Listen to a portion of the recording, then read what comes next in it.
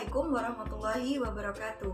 Kami dari kelompok 4 mata kuliah pembelajaran fikih di SD atau MI yang beranggotakan Desi, saya sendiri, kemudian dengan rekan saya yang bernama Diah Ayu Irawati dan Dian Susanti. Nah, teman-teman, di sini kami akan mempresentasikan mengenai pengelolaan kelas dan abilitas guru, di mana kami akan menyampaikan 5 poin penting di dalamnya.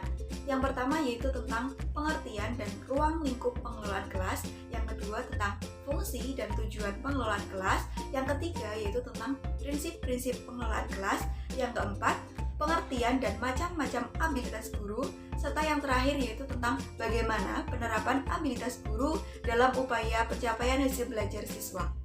Yang pertama, di sini saya akan menyampaikan tentang pengertian dan ruang lingkup pengelolaan kelas. Sebagai tenaga yang profesional, seorang guru itu dituntut untuk mampu dalam mengelola kelas, yaitu menciptakan dan mempertahankan kondisi kelas yang optimal sehingga dapat mencapai tujuan pembelajaran. Di sini ada beberapa pendapat mengenai pengertian pengelolaan kelas. Yang pertama yaitu menurut Ahmad Tembun, pengelolaan kelas adalah upaya yang dilakukan oleh guru dalam menciptakan dan mempertahankan serta mengembang tumbuhkan motivasi belajar siswa untuk mencapai tujuan yang telah ditetapkan.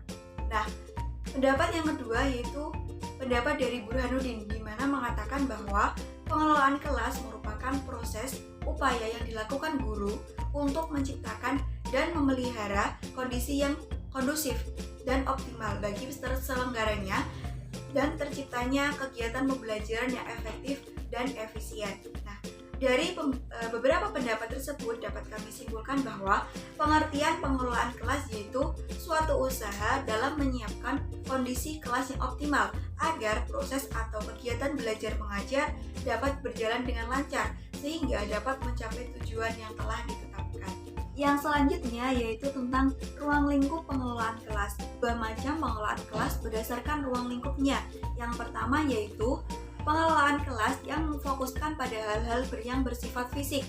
Contohnya, bentuk dan ruangan kelas, kemudian bentuk dan ukuran meja, kursi peserta didik, kemudian jumlah dan tingkatan peserta didik, jumlah kelompok dalam kelas, dan jumlah peserta didik dalam tiap kelompok. Jenis yang kedua yaitu pengelolaan kelas yang berfokus pada hal-hal yang mutlak atau non-fisik, seperti hubungan antara peserta didik dengan guru, kemudian hubungan antara peserta didik yang satu dengan peserta didik yang lainnya, serta lingkungan kelas baik awal, inti, maupun akhir dari sebuah pembelajaran. Poin yang kedua yaitu tentang fungsi dan tujuan dari pengelolaan kelas. Fungsi pengelolaan kelas adalah untuk membuat perubahan-perubahan di dalam kelas, sehingga peserta didik nanti akan dapat bekerja sama dan mengembangkan kontrol diri, di mana peserta didik nanti harus mampu mengontrol diri dan mengembangkan sifat aktif, terutama atau khususnya dalam proses pembelajaran. Nah, pengelolaan kelas sendiri sangat erat kaitannya dengan peraturan atau pengaturan kelas untuk keberhasilan dalam proses pembelajaran. Nah, dengan demikian, salah satu tugas guru adalah menciptakan suasana yang dapat menimbulkan semangat belajar, meningkatkan mutu dan kualitas pembelajaran, serta memberikan bimbingan kepada peserta didik. Nah, dengan demikian, dengan hal tersebut, maka diperlukan pengorganisasian kelas yang memadai. Lalu, bagaimana dengan tujuan pengelolaan kelas? Di sini ada beberapa pendapat mengenai tujuan pengelolaan kelas. Yang pertama yaitu pendapat dari Suharsini Arikunto yang mengatakan bahwa tujuan pengelolaan kelas adalah setiap anak di kelas dapat bekerja tertib sehingga tercapai tujuan pembelajaran secara efektif. Kemudian ada juga pendapat dari Degeng yang mengatakan bahwa tujuan pengelolaan kelas adalah agar para peserta didik dapat belajar secara optimal dan memberdayakan dirinya sesuai potensi dan karakteristiknya sendiri. Nah, teman-teman, dari beberapa pendapat itu tadi dapat kami simpulkan bahwa tujuan pengelolaan kelas adalah untuk menciptakan situasi dan kondisi, kemudian menyediakan sarana dan kegiatan pembelajaran yang optimal bagi peserta didik agar dapat belajar lebih efektif dan berkualitas. Nah, pengelolaan kelas itu tidak hanya mencakup dari segi fisik, seperti kondisi ruang kelas dan fasilitasnya, tetapi juga dari segi emosional dan intelektual peserta didik. Semua itu harus terencana dengan baik oleh guru sehingga kegiatan pembelajaran nanti dapat berjalan dengan lancar sehingga dapat mencapai tujuan pembelajaran yang telah ditetapkan sebelumnya. Baik, di sini saya Dihayu Irawati akan melanjutkan materi dari Mbak Desi, yaitu yang poin C, prinsip-prinsip pengelolaan kelas. Pada dasarnya, pengelolaan kelas sangat dipengaruhi oleh faktor internal dan eksternal oleh peserta didik. Faktor internal peserta didik berhubungan dengan emosi, pikiran, dan perilaku. Sedangkan faktor eksternal peserta didik meliputi suasana belajar, pengelompokan peserta didik, jumlah peserta didik, dan sebagainya. Semakin banyak jumlah peserta didik di dalam kelas, maka semakin besar kemungkinan terjadi permasalahan. Nah, pengelompokan peserta didik dalam kelas berdasarkan intelektual akan sangat berpengaruh pada keberhasilan pengelolaan kelas. Nah, menurut Jamarah dan Aswan, untuk memperkecil permasalahan dalam pengelolaan kelas, maka dapat menggunakan prinsip-prinsip, yaitu 1. Hangat dan antusias, 2. Tantangan, yang ketiga, bervariasi, yang keempat, keluasan, yang kelima, penekanan pada hal-hal positif, yang keenam, penanaman disiplin diri. Nah, untuk penjelasannya, teman-teman bisa membaca dari makalah. Nah, selanjutnya yaitu poin D, pengertian dan macam-macam abilitas guru. Yang pertama, poin pengertian abilitas guru. Berkenaan dengan abilitas dalam arti kecakapan, tokoh Asamana menjelaskan bahwa kecakapan profesional guru menunjuk pada tindakan kependidikan yang berdampak positif bagi proses belajar dan perkembangan pribadi siswa. Bentuk tindakan dalam pendidikan dapat berwujud keterampilan mengajar atau teaching skill sebagai akumulasi dari pengetahuan yang diperoleh para guru pada saat menempuh pendidikan seperti SPG, TGSD, dan sejenisnya.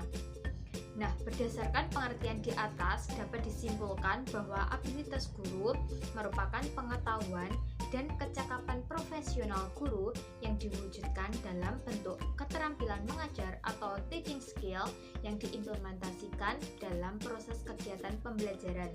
Nah, untuk yang poin macam-macam abilitas guru sampai poin E akan dijelaskan oleh teman saya yaitu Mbak Dian Susanti.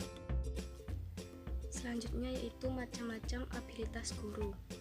Bentuk abilitas guru secara aplikatif dapat digambarkan melalui 8 keterampilan mengajar. Semua bentuk abilitas guru yang tergambarkan ke dalam 8 keterampilan mengajar harus dikuasai guru secara utuh dan terintegrasi, sehingga proses pembelajaran berjalan dengan lancar dan mencapai tujuan pembelajaran. Adapun 8 macam-macam abilitas guru yaitu antara lain 1. Keterampilan membaca, 2. Keterampilan memberikan penguatan, 3. Keterampilan mengadakan variasi, 4. Keterampilan menjelaskan, 5. Keterampilan membuka dan menutup pembelajaran, 6. Keterampilan membimbing diskusi kelompok kecil, 7. Keterampilan mengelola kelas, dan 8. Keterampilan mengajar kelompok kecil dan perseorangan. Selanjutnya yaitu E. Penerapan abilitas guru dalam upaya pencapaian hasil belajar. Faktor yang terpenting dalam mengajar adalah keterampilan guru dalam menyajikan pembelajaran. Pendidik yang terampil menyajikan pembelajaran akan menerangkan dengan kalimat bahasa yang baik dan benar yang memudahkan bagi peserta didik mengerti tentang permasalahan yang disampaikan dan ikut menampilkan gerakan-gerakan yang dapat membantu kegiatan pembelajaran agar siswa memahami dan terampil terhadap mata pelajaran yang diajarkan. Peserta didik menyampaikan pertanyaan-pertanyaan dengan baik, memberikan penguatan, dan mengadakan berbagai variasi dalam mengajar, serta menghargai sikap dan perbuatan yang positif yang dilakukan peserta didik dalam pembelajaran.